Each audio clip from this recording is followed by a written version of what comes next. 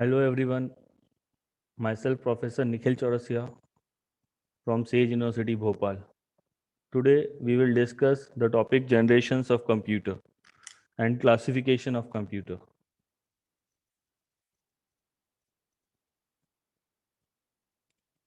Classification of computer is based on the principle and the operation as per their size, as per the requirements. So we will classify the computer on the basis of their size, speed and storage capacity. Based on the principle of operation, computers are classified into three categories: digital, analog, and hybrid. These three categories we have already discussed in our previous lecture. What is digital computer, what is analog computer, and what are hybrid computers. Generally, computers are classified into four main categories. The first one is a mainframe computer, mini computer, microcomputer, supercomputer, and workstations. The first category is your mainframe computer. Mainframe is a very large in size and is an expensive computer capable of supporting hundreds or even thousands of users simultaneously. Mainframe executes many programs concurrently and supports many simultaneously execution of the program. You can see the image. You can see the image or picture of mainframe computer. The second variation is your mini computer. It is mid-size multi-preceding system capable of supporting up to 250 users simultaneously. The third is your microcomputer, that is also known as PC. A PC can be defined as small, relatively inexpensive computer designed for an individual user. PCs are based on microprocessor technology that enable and capable manufacturing to put an entire CPU on single chip. Business use personal computers from word processing, accounting, desktop publishing, and for running spreadsheet and database management applications. There are n number of applications of this microcomputer. In At home, the most popular use of personal computer is by playing games, surfing the internet, and it's for personal use. The next category is your supercomputer. Supercomputers are one of the most fastest computer currently available. Supercomputers are very expensive and are employed for specialized application that requires minimized amount of mathematical calculations. In many applications, in nuclear power plant projects, we use this supercomputer. Or in military applications, we are using this supercomputer. Workstations generally come in large, high resolution graphics screen, large amount of RAM, inbuilt network support, and a graphical user interface.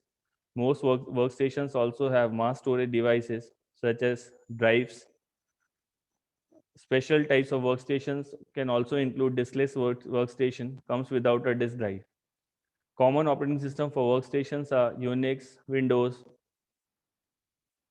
Like PC, workstation are also single user computer like PC but are typically linked together to form a local area network, although they can be used as in standalone applications also. The next topic is generations of computer. It is very important from first generation till now, till fifth generation. The size of the computer, the operations, the speed. There are n number of parameters through which we can differentiate generations of computer. So basically, there are 5 generations of computer. The generations of computer in terms of the technology used by them, hardware, software, it's about their speed, instructions executed per second, physical appearance, and their applications.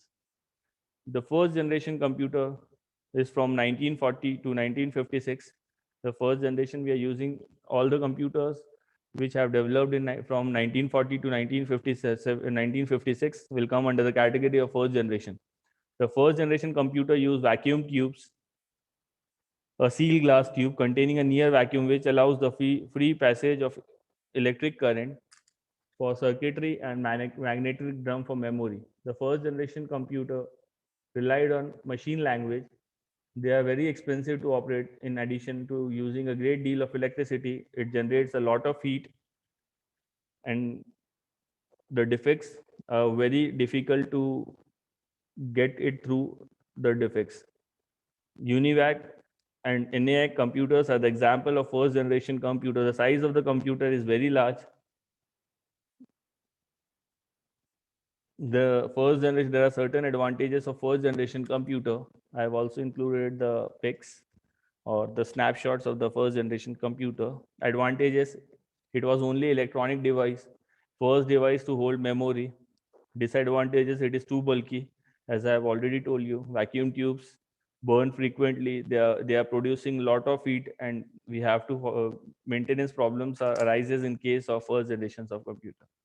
The second generation computer from 1956 to 1963, transistors are replaced by vacuum tubes.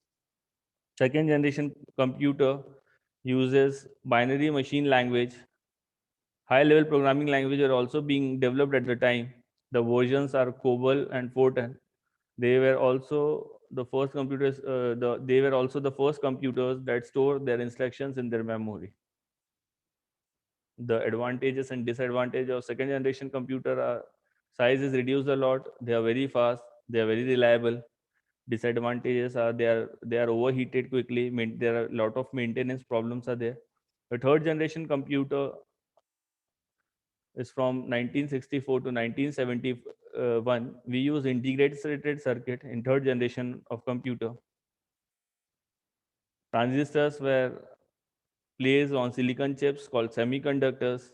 Instead of using punch cards and printouts, uses integrated with third generation computer through keyboard and monitor and interface with an operating system. Allow the devices to run away through different applications at one time. The advantages of third generation computers are: ICs are very small in size, so the overall size of the computer is reduced a lot. It improves performance. Production cost is very cheap. The disadvantages are ICs are sophisticated. Fourth generation computer from 1971, the microprocessor brought the fourth generation of computer as thousands of integrated circuits were built on a single silicon chip. The Intel 404 chip developed in 1971 located all the components of the computer from central processing unit and memory to input output control on a single chip. Fourth generation computers also saw the dependence of GUI, the mouse, and other handling devices. It is how fourth generation computer look like. Fifth generation computer based on artificial intelligence. We are using the concept of voice recognition, parallel processing. The fifth generation computing is to develop devices that respond to natural language input and are capable of learning and self-recognition. It comes under the category of fifth generation. The computer look like this. Thank you so much. Stay tuned and subscribe to Sage University Bhopal. Thank you.